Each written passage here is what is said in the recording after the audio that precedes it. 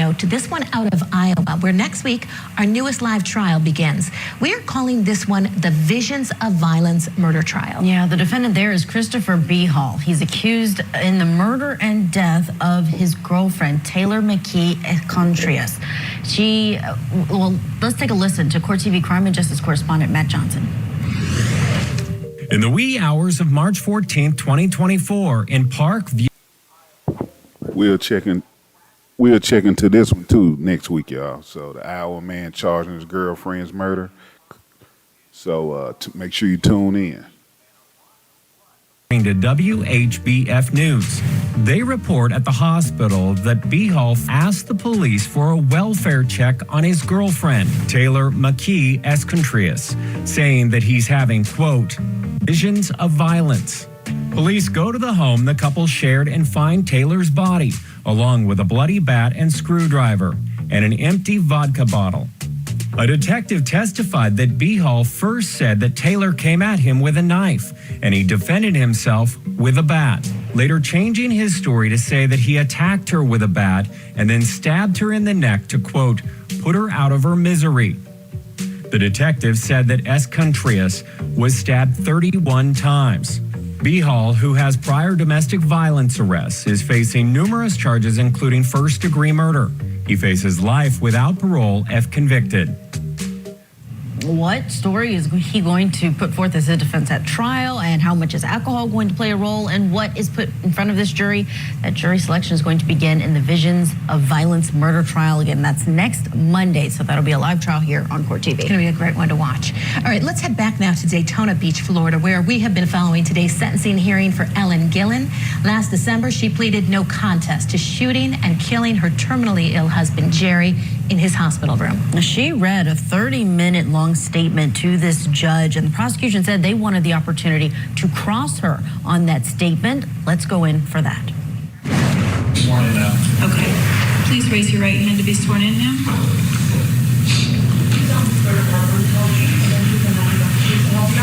Yes. All right. What's that? Yeah, that's what I thought. That's why I'm positioning. All right, now, Ms. Gilland, you heard from hospital staff here today that you've been violent with them, that you put your hands on them, and that they've told you if you do that again, you'll never come back to that hospital. I had one altercation with a nurse. The reason I never put my hands on her. I had gone either to have lunch or get a cup of coffee. I don't remember. I walked into the room and she said, Mr. Gilland has some pain, so I gave him some Tylenol. And I lost it because I had been, it seemed like every time I left the room, they would come in and do something, and then they would tell me about it. Or jury would say they were in and they did this or that. One time I walked in and they had put some new things on his trach, and he had mistakenly pulled the cap off and put it on his nose. And I walked in and I said, no, honey, this goes on your trach. And I put it back. And it just seemed like things like this happened constantly, that I had no say in anything, that they weren't responding to me. And he was just getting worse. He was there for 20 days, right? 20 days he was at this select care? Yes, 2021. Right. And as you described it, you didn't like how they were treating your husband. You didn't like the care, the treatment. Did you look to move him to another location?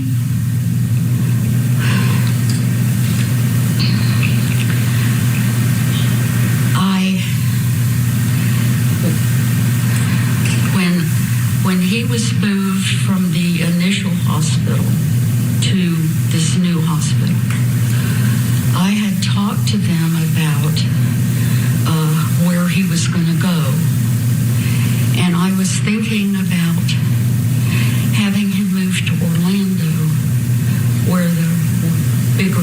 hospitals.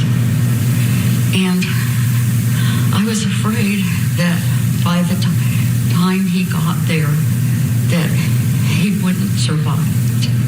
So when they said there was a hospital north, I said, fine. And I had the same fear that if we tried to move hospitals, that he wouldn't make it. He weighed 330 pounds in just before we moved to New Smyrna. 330. I did say that. I said 230 some other time, but 330 pounds.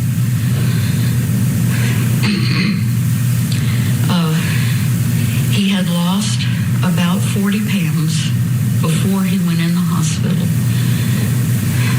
as we had been trying to diet because of his health.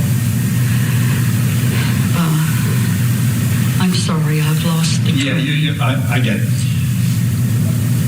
If someone, like you just dropped, you're there 24 hours, basically almost 24 hours a day, you try to kind of stay at the hospital constantly, right? Monitor his care and be by his side. I'm sorry, I'm losing you. I mean,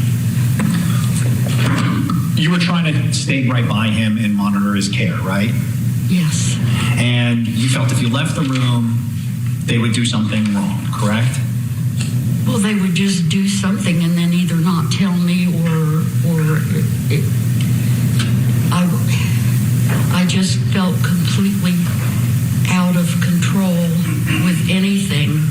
I felt like they were not responding to me. And in fact, several of them were openly hostile. They would come in the room and he still weighed maybe 280. So it was very difficult to move him around the bed, and he would slip down. And so they would come in, and the sheet, they would, two women, one on one side and one on the other, and they would move him up.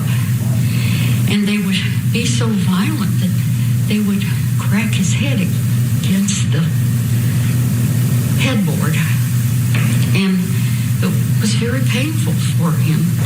And then they would, roll him around how they have to do to change the bed and things. And so, I don't remember when it was, but he told me that he had a sore throat. And so I thought maybe they had some kind of spray or something that might help him. So as I was going out to ask, two nurses came in, and I just said, please be careful and don't hit his head against the headboard. Because I'd been there when they had done it. And this one nurse said, well, I'm never coming back in this room again. And I said, oh, great. You're not going to service this patient because you don't like me. And I think she got embarrassed. I left the room, and I went out to ask about something for his sore throat.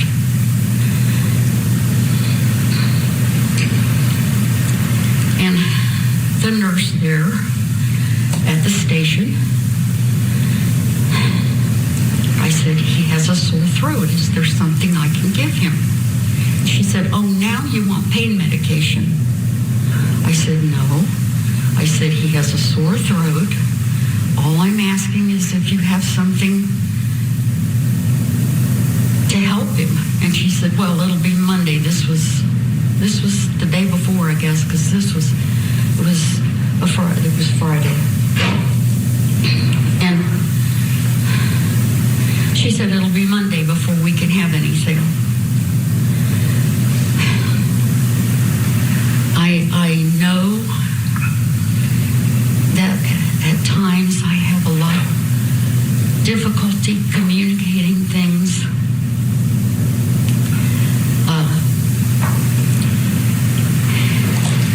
And I don't lose my temper very often.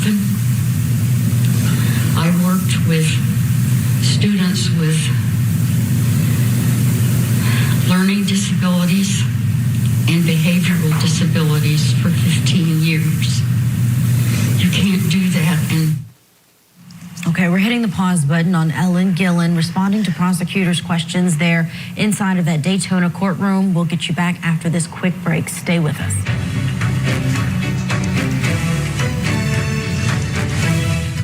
Tonight on Closing Arguments, prosecutors claim the wife of a Utah National Guardsman killed him and tried to cover up his death. We'll bring you the latest from today's hearings as our experts weigh in. Closing Arguments, tonight at 8/7 Central, only on Court TV. You hit her. She's got marks. You're a batterer. This is a murder case. They felt it had nothing to do with the murders. Trial and Error. Why did O.J. win? New episode Sunday night, 8 Eastern and Pacific, only on Court TV. And roll, and shake, and roll. Stealing from my friends on Dice Streams takes all my aggression out so I can pursue happier movie roles. I see you, Andy_7. Dice Dream. Play now. How easy is it to play the lottery with Jackpocket? Step 1, grab your phone. Step 2, download Jackpocket and start ordering tickets for your favorite state lottery games. Step 3, let the good times roll. Jackpocket is so easy to use from home or on the go. And there have been over $500 million in total prizes won. So now, the easiest way to enjoy the lottery is right in your pocket. Jackpocket. Download America's #1 lottery app today. Insurify. At Insurify, we make it easy to cut your car insurance bill in half.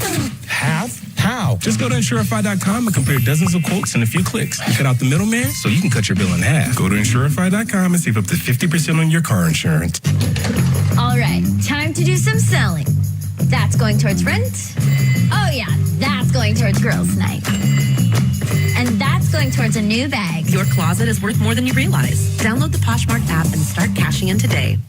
For plant-based healthy blood pressure support, there's one brand at Walmart that stands above the rest. It's Super Beets. Discover why more cardiologists recommend Super Beets for heart health support than any other beet brand at superbeets.com. An important message for Americans age 50 to 85. Oh my gosh, you're still using Mom's old coffee pot. It's my inheritance. Well, it is a family heirloom. You know what? The kids can just sell it to pay for my funeral. It's a good thing you have life insurance. Life insurance with our family history. Don't you know about Colonial Penn? It's guaranteed acceptance whole life insurance with no medical questions asked. I'm on a fixed income. Who isn't? You have it? We all do. John, Maria, even Paul with all of his medical problems. Colonial Penn. That's right. Colonial Penn Life Insurance Company. As you get older, your health may change. Colonial Penn understands that. And we don't think it should keep you from getting life insurance to help protect your family. That's why we guarantee acceptance to everyone aged 50 to 85. No health questions, no medical exam. Applying is easy. And you have your choice of options starting at $9.95 a month, a few dollars a week, 35 cents a day. And your price will never go up. A lifetime rate lock guarantees it. This protection can last a lifetime, too. Some insurance policies end once you reach a certain age. Not this one. Pay your bill, and it's yours to keep for as long as you'd like. How did you apply? Called for information, got an application, filled it out, sent it back. It took a few minutes. And look at this. They sent me this free beneficiary planner just for calling. I filled in all my important information and final wishes. Now my kids will have everything they need in one place. Ready to learn more? Call for free information and your free gift. There's no obligation. Every policy we issue comes with a 30-day money-back guarantee. You have nothing to lose. Why wait? Call now. Call 1-800-709-6100 for your free information and your free gift. That's 1-800-709-6100. There's no obligation. 1-800-709-6100. Call now. Welcome back to Court TV Live. Let's get you back inside of that Florida courtroom for more of the sentencing hearing that we're watching for Ellen Gilland. Gilland fatally shot her husband, Jerry, at a Daytona Beach hospital back in 2023. She pleaded no contest back in December and faces up to 10 years in prison. And it's all up to a judge as to whether or not she gets probation or prison time. Let's go back into the courtroom now. The prosecution is cross-examining Ellen Gilland. I was trying to do the best I could with very limited knowledge of what was going on about him.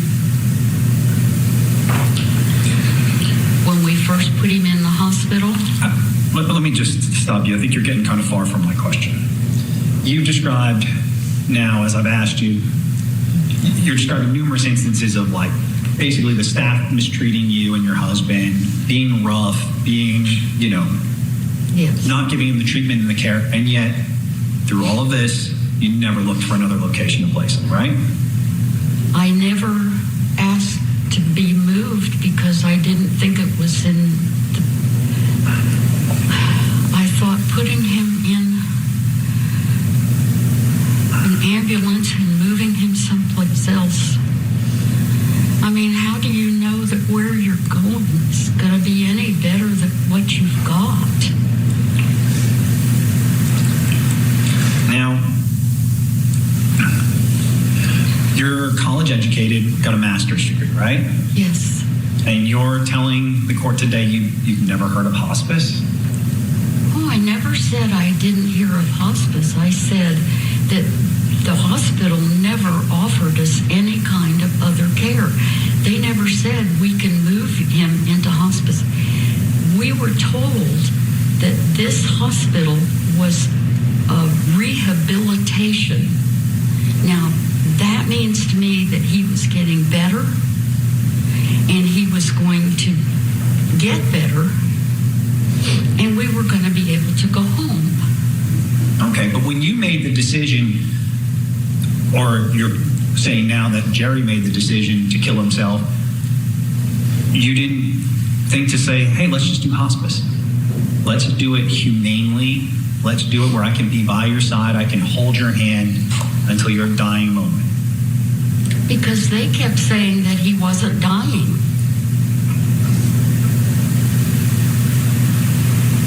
The doctor came in and said, after we'd been there for 4 weeks, he came in and he said, well, I guess it's going to be another 3 weeks before we can even consider removing the trach. Well, to us, they had been saying that he was getting better, but he wasn't. He could hardly even move his arm. All right, and you understand in a unit like that, it's going to be 2 steps forward, 1 step back. That his recovery, due to his size, due to his health, it's going to take time. You understood that, did you not? Yes, I understand that it isn't a straight line to recovery. All right, and even so... Ms. Turner, you'll let her finish the response, please.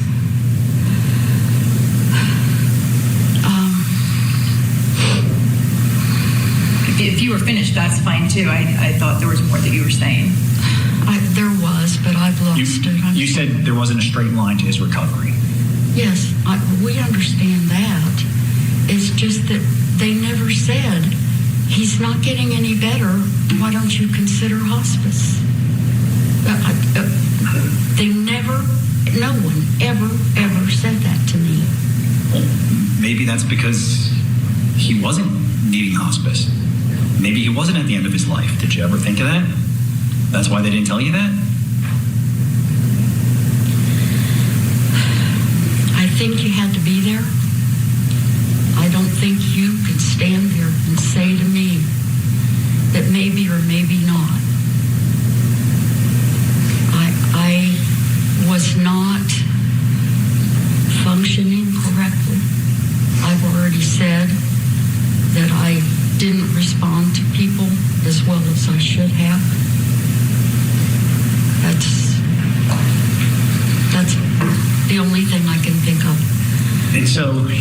My hope was for him to get better. But when they quit coming in and even trying... All right, we do have to step aside to get to a break, but we will have more from the mercy killing sentence there for Ellen Gilland. I mean, Kelly, this is a situation that so many people do have to go through. Yeah, it's just heartbreaking to listen to her. Mm-hmm. And I do know, obviously, it was traumatic for everyone else that was inside that courtroom, right. Excuse me, in the hospital as well. We've even heard those stories about those patients who were on ventilators who had to be moved. And I think this is going to be a societal question for this judge. Even if she is a sympathetic defendant, even if she was going through an unimaginable situation with her husband, we can't have people going into hospitals and discharging firearms, which is going to endanger the life of everyone around. I really enjoyed hearing about the trajectory of the legislation there and the movement of it in Florida and the background of how that's progressing. And I was reading there's a lot of opposition to it because of, certain sectors of Florida have really strong opposition to this. We'll have to see what happens if there's a change there in Florida and other states as well, because this kind of tragedy shouldn't take place. Absolutely. More Gilland on the stand next. What happens in Vegas stays. Well, not anymore. Play Quick Hit Slots, the free-to-play mobile slots game that everyone is playing from coast to coast. Download Quick Hit Slots for free and get a 6 million coin bonus. Make every day a winning day. Long John Silver's $6 shrimp baskets will have you hooked. Choose hand-battered, probably perfect, grilling and sizzling, or for a limited time, crispy coconut. Skip the wait when you make our app your first mate. Long John Silver's Fish Yeah.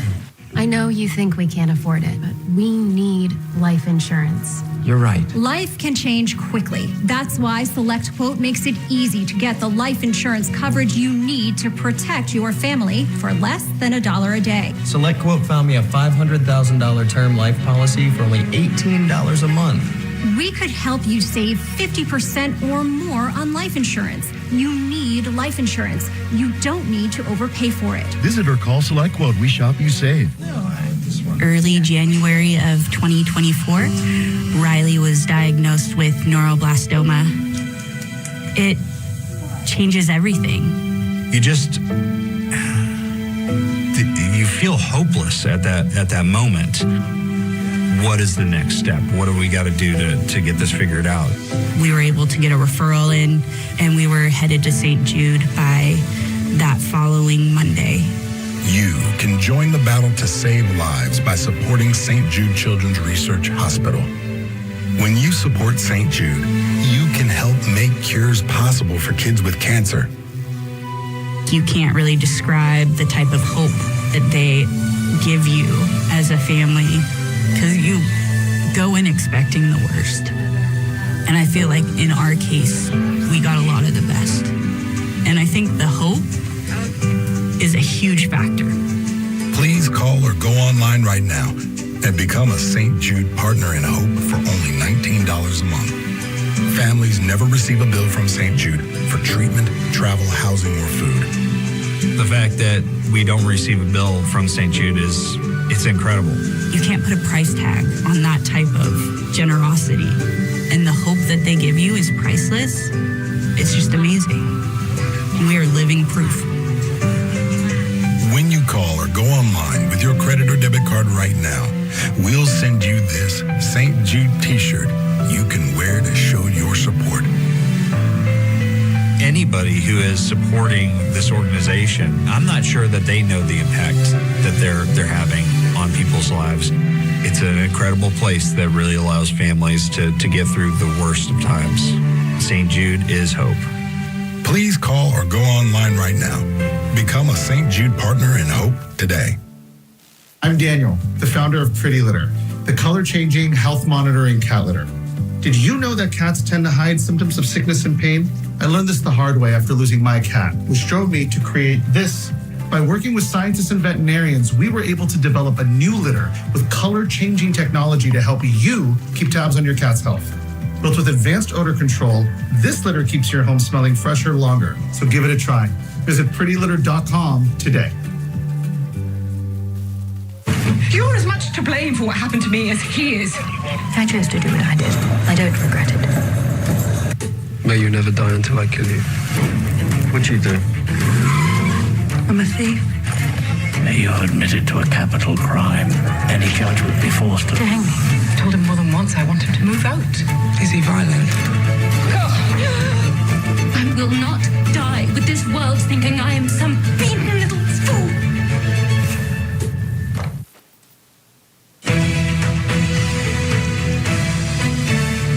Welcome back to Court TV Live. I'm Julia Janae. Thank you for joining us this afternoon as we track several major trials here at Court TV. We're in Florida, where defendant Ellen Gilland is going to soon learn her sentence for killing her terminally ill husband, Jerry. And in California, the state's case continues this afternoon in the celebrity stylist murder trial for Monica Cementilli. And in Iowa, it's day 5 of the post-conviction relief hearing for convicted killer Todd Mullis in the corn rake murder trial. And in Utah, defendant Jennifer Gledhill is expected back in court next hour for a motions hearing ahead of her murder trial. We'll keep you updated on all of these cases throughout the day, but for now, let's go back and pick it up where we left off in Florida, where defendant Ellen Gilland is testifying about what she was dealing with ahead of deciding to take her husband's life inside of a hospital. Standing on his legs, and he couldn't lift his right hand. He was always a very strong man. All right. So there was the first swallow study, which is that kind of I'm sorry. There's that first swallow study, right, that was done with your husband, where they were trying to let him eat food and everything else. And he didn't do well. He started to aspirate. He had problems. Yes. And so the hospital explained to you, hey, it's going to be a little bit and we'll do it again. Correct? Yes. But then on the 20th, you were, the day before he was killed, you were pushing the hospital to do it again right then and there on the spot. No. You don't recall that? No. So the medical records are wrong, where the medical records that I showed earlier today that said you were basically going around and complaining to everybody that you wanted it done and it wasn't getting done. What was it getting done? Another swallow study. No, I don't. First of all, they didn't ever explain anything to me. The doctor came in and said it's going to be another 3 weeks. Well, another 3 weeks, I don't understand why I would have been demanding that they do another one. I could see where he was aspirating. The tube was clear. You could see the jello. You could see the color. And so on the 21st, you went home and typed up a suicide letter, right? Yes.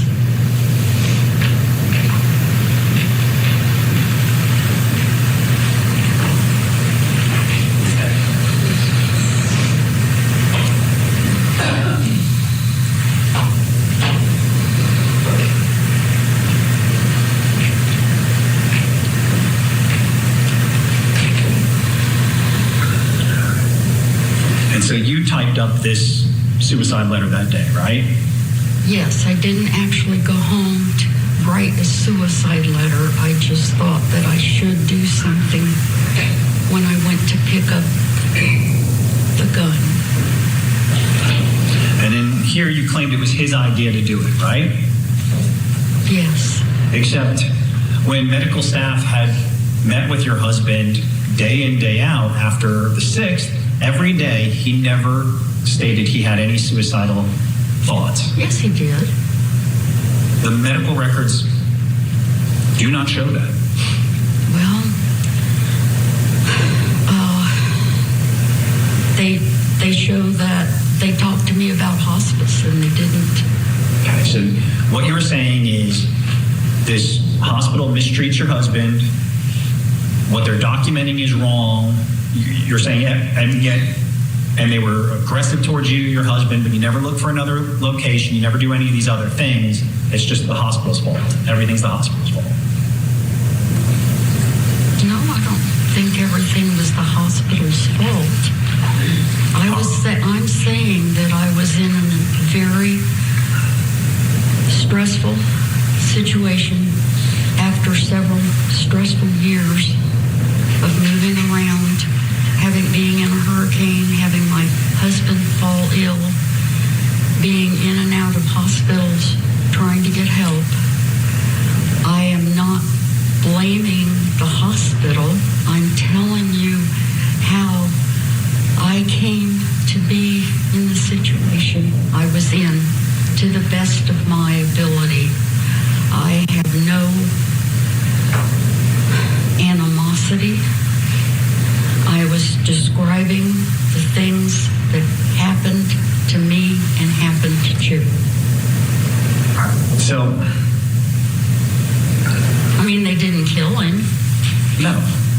That was you, right?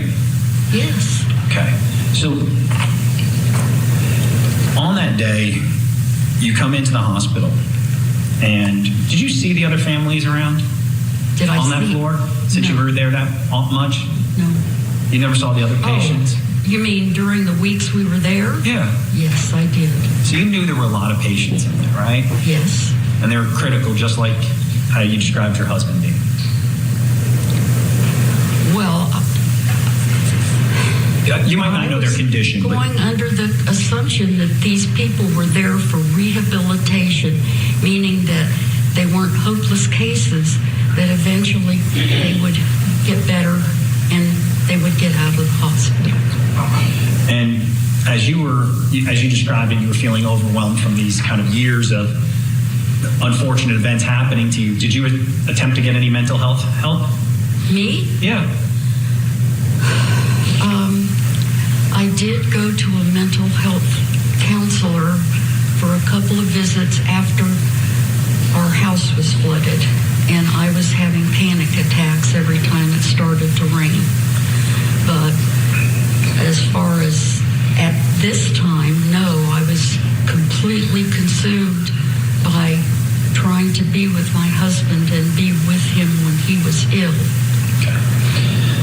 And the only person or evidence that suggests that he wanted to die that day is coming from you, right? There's no other evidence otherwise. You didn't videotape anything. He didn't write this note. He wasn't suicidal to any of the hospital staff, even though they questioned him day in, day out after January 6th. I have no evidence. I know that his brother, Sam, realized that he was suicidal. Sam was there at least 3 days a week, if not more, in both hospitals. But Sam has passed away since then, so no. All right, so you decide on the 21st that you're going to essentially take a hospital hostage. You're going to take a hospital hostage. Well, I didn't think of it in that way, no. You didn't. You're not naive. You're not a child. You're college educated. You got a master's degree. You didn't think taking a firearm into the hospital and killing your husband was going to cause the hospital to be locked down?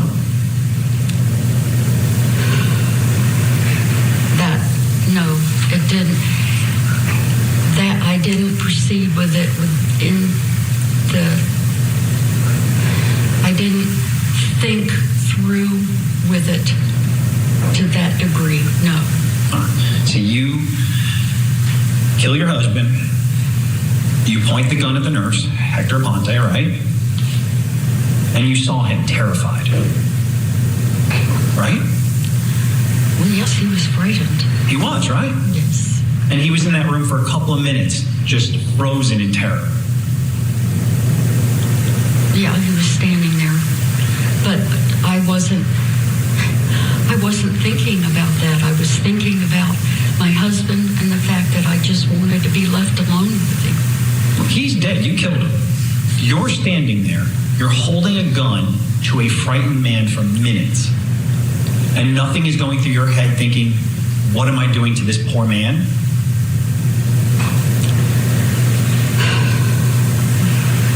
Yes, I'm sure that I thought that he was frightened. I wanted him out of the room. That was all I could think about, was I wanted him to go away so I could sit with my husband. Okay, and security comes. Yes. They respond to the room. And then they put their lives in danger because they're not armed, they're not wearing bulletproof vests, and you've got a gun to them. Well, to their view, yes, their lives were in danger, but I never would have shot anyone else.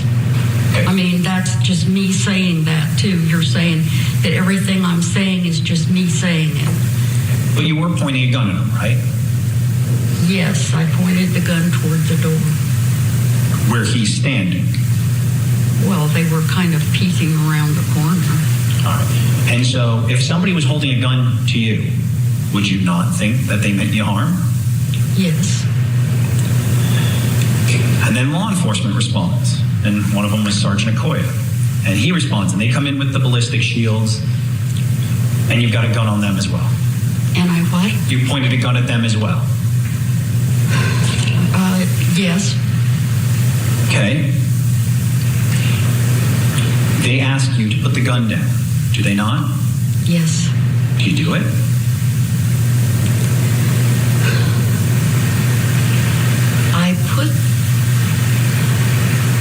No, the only time I put the gun down that I remember was I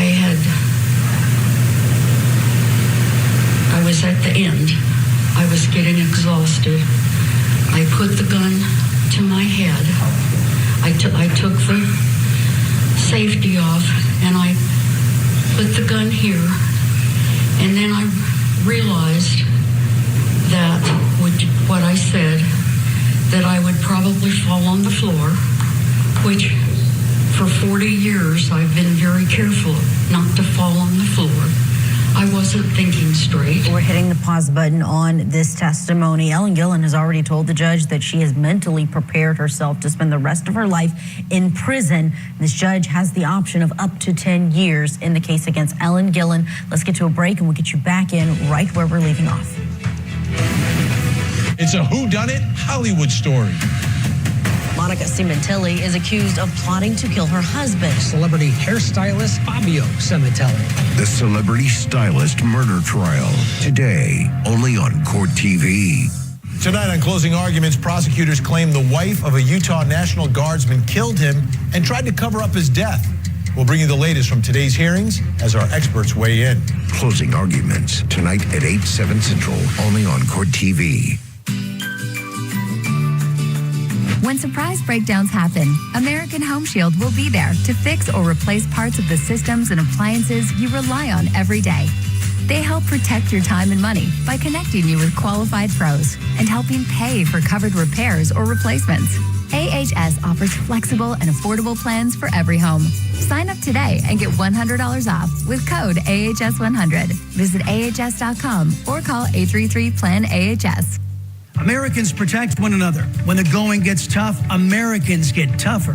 And if you're driving an out-of-warranty vehicle, you need a bulldog in your corner before you have a breakdown. That's where CarShield comes in. CarShield has one simple mission, and that's to protect Americans from the high cost of car repairs. CarShield can help you save your hard-earned money. You don't want to have to potentially pay thousands in repairs from vehicle breakdowns, do you? Do what millions of drivers have done and let CarShield help protect you from getting hit by back-breaking car repair costs. All you got to do is call CarShield before your car breaks down. CarShield is America's #1 auto protection company, offering you even more for your money with their price lock guarantee. That means the price you pay today is the price you'll pay for as long as you cover your car. Call to get your free quote and lock in your low pay-as-you-go plan now. With a plan through CarShield, drivers can get protection on transmissions, engines, electronics, and up to 5,000 parts and systems. If one of those systems were to fail, it could cost you thousands out of your pocket unless you call CarShield before a breakdown. I now own my dream car, but with CarShield, I know that I am safe. Our life as nurses, we just step up and we help people, and it's really nice when somebody stepped up and helped us. If our car breaks down, CarShield administrators have our back. And CarShield goes the extra mile by including coast-to-coast 24/7 roadside assistance for flat or damaged tires, lockouts, courtesy towing, and rental car options. If you're like me, you love your car and you love to drive, then protect your car with a plan through CarShield. They help keep Americans like us driving the cars we love. So call now. I'm protected with a plan through CarShield, and you can be too. Call CarShield now before a breakdown happens. Call 800-768-1526. 800-768-1526. This spa show has those shoes you've been looking for. What? Bid for me. Look, you won! Yes! Can you sell my stuff on there like that? You can. I'm going to make so much money. Download the Poshmark app to discover all the ways you can buy and sell today. Looking for a way to stretch the dollar? With Insurify, you can cut your car insurance bill in half. Scroll through dozens of prices and tap to switch online. That's it. No phone calls and no wasted time. Go to Insurify and save today. No, not now. Yeah, dude, that doesn't look good. I know what to do. What's that? I'm going to cashnetusa.com. I can apply in minutes, and if approved, I can have the money as soon as the same business day. Oh, nice save. Saving the day is easy. With CashNet USA. When you need money fast, be the hero. Go to cashnetusa.com to apply for the money you need now. Goldfish Casino Slots. Go for the gold with your favorite free-to-play mobile slots game with a lottery twist. Let's spin! Spin for surprises and bonuses with authentic Vegas action. Download Goldfish Casino Slots for free and get a 100 million coin bonus. Goldfish Casino Slots. Go for the gold. With the new Ultimate Hut Bundle, create your ultimate Pizza Hut feast. I got meat lovers and double pepperoni. Gronk, we got double pep. I get double pep. Dude, Bundle Bros. Bundle Bros. Bundle Bros. Build yours starting at $24.99. No one out-pizzas the Hut. Welcome back to Court TV Live. Let's get you back inside of that Florida courtroom where we are watching together the sentencing hearing for Ellen Gilland. She's 76 years old, and she pleaded no contest in December to killing her husband, Jerry, who was terminally ill, suffering from a lot of pain inside of the hospital. Now, she was initially charged with first-degree murder after police say that she walked into that hospital room, shot her husband, but she later changed her not guilty plea to no contest to the charges of manslaughter and aggravated assault. So right now, the judge is going to weigh between what the defense is asking for, which is probation, and up to the maximum, which could be 10 years in prison. We're hearing from Gilland herself. She made a statement on direct, and now she is subjected to cross-examination by the prosecution. Great. And I laid the gun down so that I could move the chair. And that was when they came in. I had moved the chair to where I thought it should be so that I would fall on the bed and not on the floor. I mean, it sounds stupid, but that's what I was thinking. All right, so law enforcement negotiators had to sit there with you for hours trying to convince you to put down the gun and surrender, and you didn't surrender. And then they tricked you ultimately with writing a letter, right?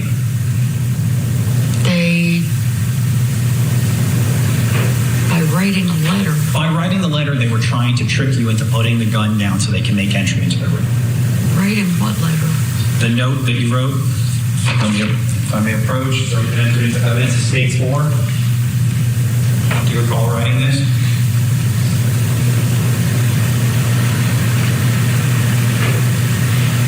I guess I didn't. No, I didn't remember writing that, but that's my handwriting.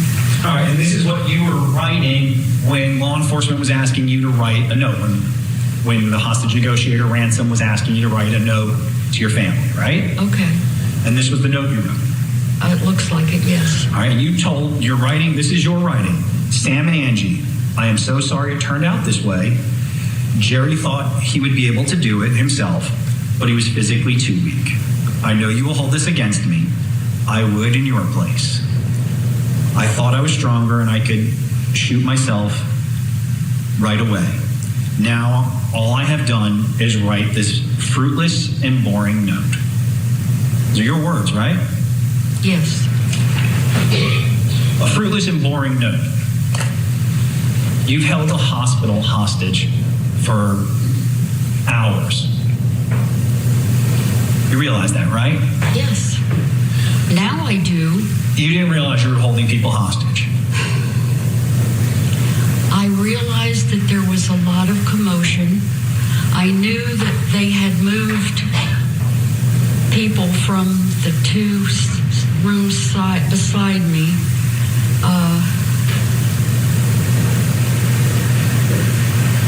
And I even told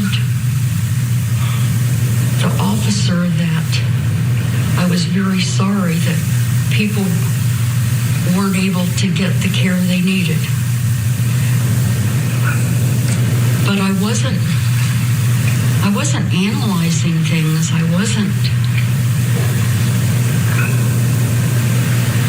was in shock. I pain. I was grief-stricken.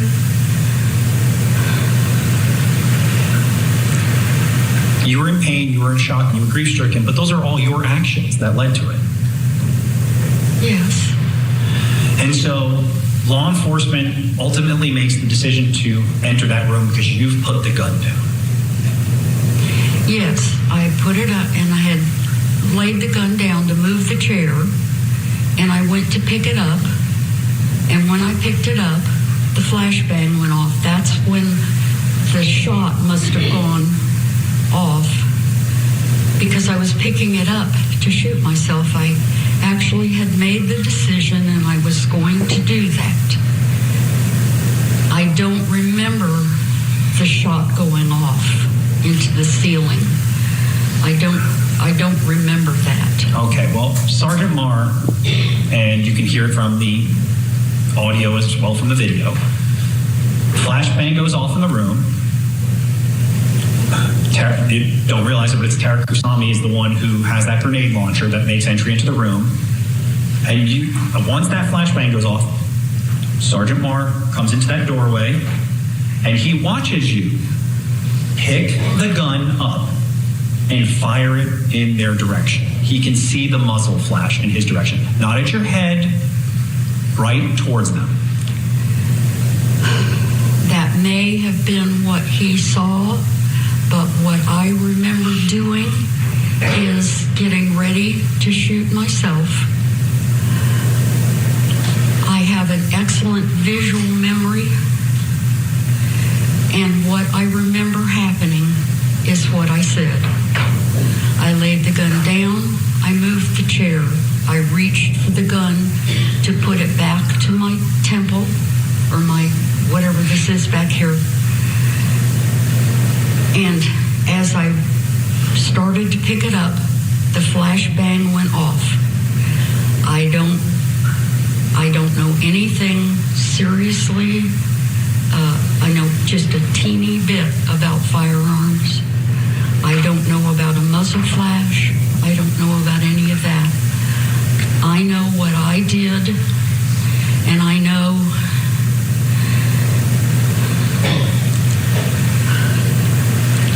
that I will regret many of my decisions for the rest of my life. But you're giving testimony from a man that's been around guns probably most of his life. I don't know what to tell you. I can only tell you what I remember happening. Well, what Sergeant Marr describes is the difference between him sitting here testifying, yes, or him being dead, was your wrist moving about an inch. It probably was at that time because I had taken the safety off of the gun, but I did not mean, I never, ever meant to hurt anyone else. All right, nothing further. Did you want to inquire, Ms. Gilland? Okay, thank you, ma'am. You can take your seat. While Ellen Gilland goes back to her seat at the defense table, let's bring in criminal defense attorney and former prosecutor Franz Borchardt, who is watching along with us. Franz, it's a difficult one. You've got a defendant who admits to what she's doing. She says, of course, that's why we're here. She ended her husband's life, one of the only family that she had on this earth, and that she wanted to take her own life, and that she's mentally prepared herself to spend the rest of her life in prison. What does a judge do with a case like this? Well, I'm going to preface everything I'm about to say with, this is Florida, so it's anybody's guess what a Florida judge is going to do in a case like this. And I love Florida, but we get the craziest cases out of there. And look, what's hard about this is giving this woman 10 years is a life sentence at her age. So I think that there's going to be some balance done.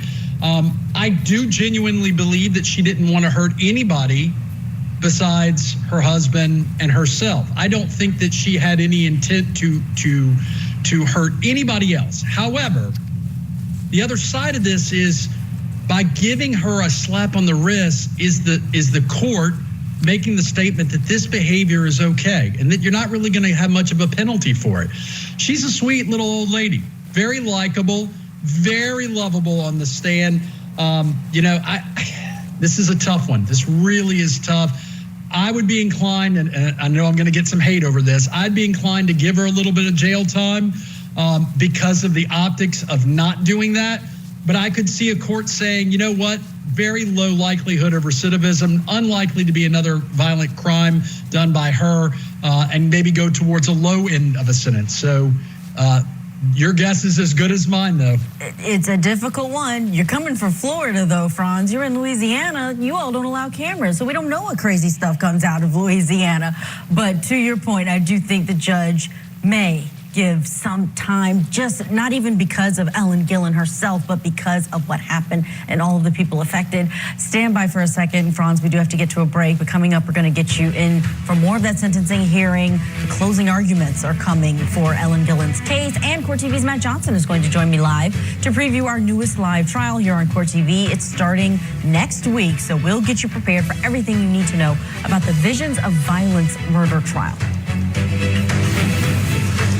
To compare Bob's Dream Sectional versus my competitor's similar set. Spin that wheel. Almost $4,000. What about mine?